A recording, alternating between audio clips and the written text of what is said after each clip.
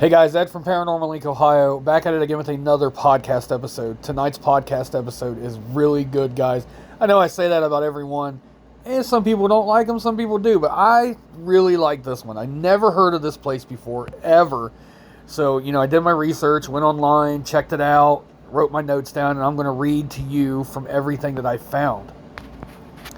This is the House of Death in Greenwich Village.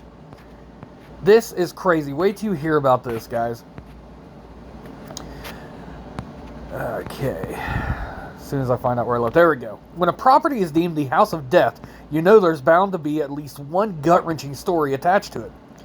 The building itself is as pretty as any of the other revivalist Greek brownstones in one of New York's most pretty neighborhoods. Built in 1856 on West 10th Street in Greenwich Village, what is now known as the House of Death has at one time or another housed many of the city's bright and beautiful, including the wife of the founder of the Metropolitan Underground Railroad and the Broadway Underground Railroad, Mr. James Borman Johnston. Johnston was responsible for founding a reading room, library, and the famed 10th Street Studio, a collective with studios, galleries, and annual funding for resident artists unique in New York City at the time. After he died, his wealthy widow moved their daughters into the House of Death in the 1880s. The house seems to have started earning its reputation gradually after the Borman family stopped living there. The first recorded incident of bad luck happened in 1897. Cycling celebrity Fred H. Andrew, the new owner and occupier of the 14 West 10th Street, had a moment of bad luck during his residency.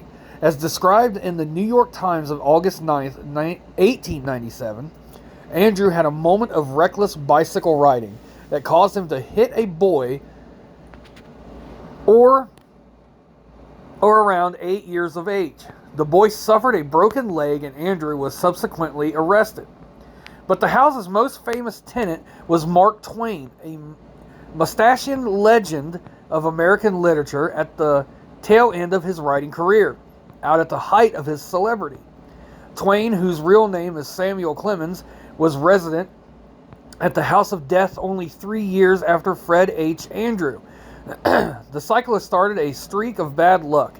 Mark Twain only lived in the house for a little over 12 months. He was battling bankruptcy and churning out of some of his rushed but classic works. He was also fighting depression, not helped by the sad mustache he wore constantly. Twain was a noted ghost skeptic, yet wrote of a clear and plain paranormal experience he had in his new home. One evening, he witnessed a large piece of wood kindling move in the air all by itself. Thinking the wood was being moved by a rat that had some use for the wood, a new piece of furniture, perhaps, he shot it with his gun, as anyone would do. It suddenly fell to the ground, surrounded by a few drops of blood. Rats outnumbered people in New York, even them. But the house was not noted for having an infestation. Twain maintained the blood was that of a rodent and not that of a ghost. Although Twain did not have many pleasant memories of the house, he can still be seen roaming the stairwell of the House of Death. Subsequent occupants have seen his visage trudging up and down the stairs, commonly considered the most haunted section of the home. He may also be responsible for disembodied marching sounds that have been heard everywhere in the vacated parts of the house. One notable Twain encounter was reported in the late 1930s. By 1937, the house on West 10th Street had been converted into a co-op building made up of 10 spacious condominium apartments. One of the shortly after the building's transformations, a newly resident mother and her daughter bumped into Twain's ghost, perched on a window seat. He narcotically approached the pair, saying, "My name is Clemens, and I have a problem here I gotta settle." He disappeared moments later into thin air. What problem he had that he needed so badly needed to settle, he did not share, likely a financial one. Its sad money can keep one from resting happily in peace. It's also a mystery why Mark Twain, who died in Dunbury, Connecticut, not at the New York house, appears here so often. Also remains a mystery. Guys, have you heard that bark? Yes, Roger is here with me again in the office while I'm doing the podcast. So you're going to hear him every once in a while. Jan Bryant Bartell and her daughter took up the residency of the spacious apartment on the top floor in 1957.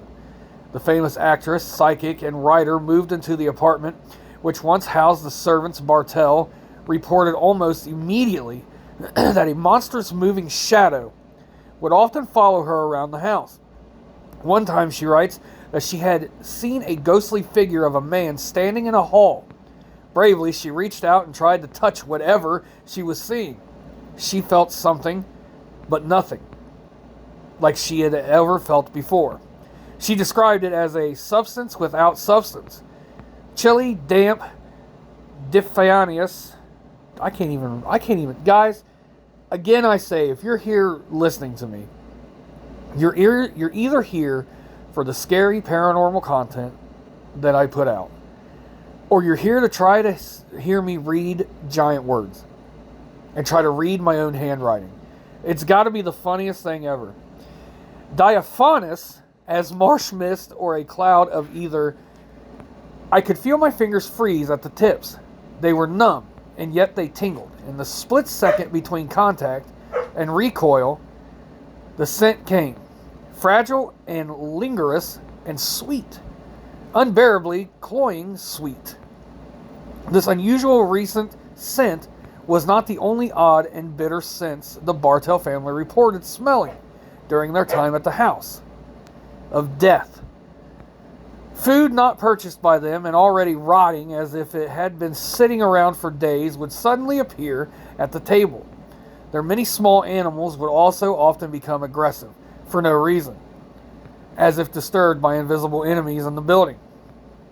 Bartell was a true believer and took the proactive step of employing a paranormal expert to investigate what could be causing these terrifying realities.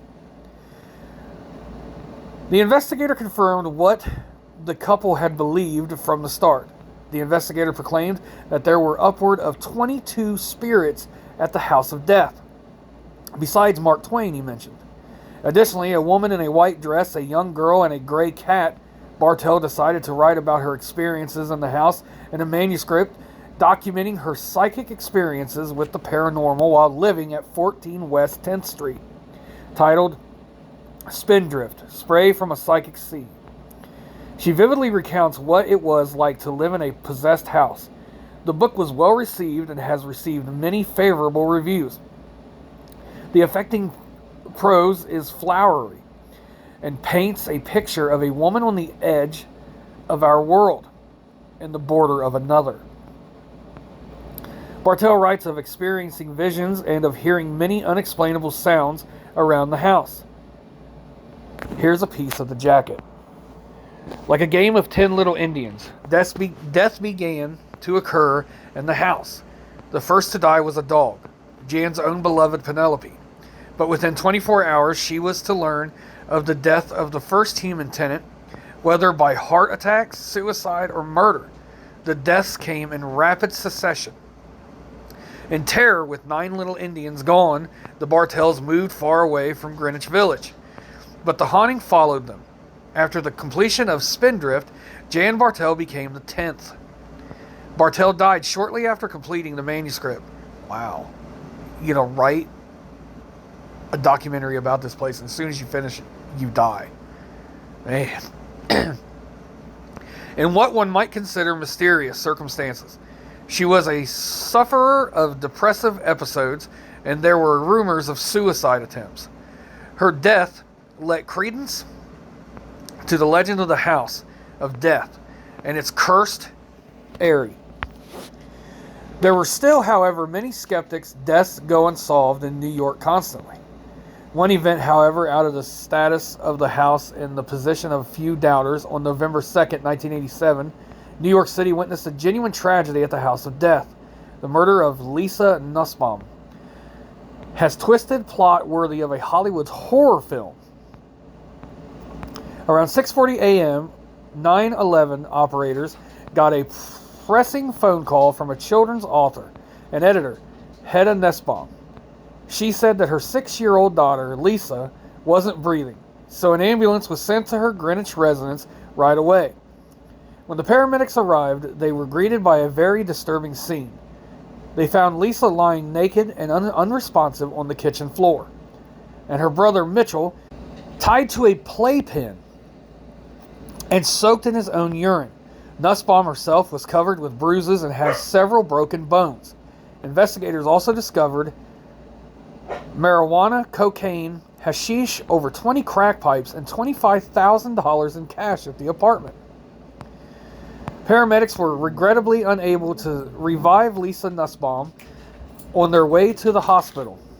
Later, her autopsy revealed the cause of her death was repeated blunt force trauma to the skull. Hedda Nussbaum and lawyer Joel Steinberg, Lisa's father, were both arrested and subsequently charged with the first-degree murder. It was charged that after a cocaine binge, Joel Steinberg violently abused both Lisa and his wife, Hedda Nussbaum, avoided a charge in exchange for testimony against Joel Steinberg. A jury found him guilty of manslaughter in the second degree and sentenced him to a term in jail. Upon his release in 2004, Joel Steinberg left the law behind and took construction jobs like the mansion in the Amityville horror films. The House of Death also became the residence of a real-life monster. The happenings of the House of Death were spreading to neighboring houses on the street as well. In the apartment complex next door, residents started to notice flickering lights. Several residents reported a ghostly female figure in a long gown wandering a corridor. A resident photographer had apparently been seeing her float through doors for more than 20 years. The house itself is still elegant, well proportioned, and gives no clues as to accumulated terror within the classic brownstone near the beautiful Washington Square in Greenwich Village. Echoes with sad, frightening stories revolving around the many people who have left a part of their souls in the fabric of the building. If we are to take any lessons from these stories, it reinforces the old adage that you shouldn't judge a book by its cover. Currently in private ownership, the building is resided in today and continues to add stories of hauntings to the legends of paranormal activity in the House of Death. The stairwell continues to be the nexus of the ghostly activity in the building. The dark and wide antique stairs are where many of the ghosts still make their appearances. Guys, I am so sorry about Roger. He is very barkative today. And I hope you guys enjoyed tonight's episode, guys. I love each and every single one of you so much. Thank you for all the love and support. And I hope you guys enjoyed tonight's episode of The House of Death. And you will hear from me tomorrow night. Thanks. Bye, everyone.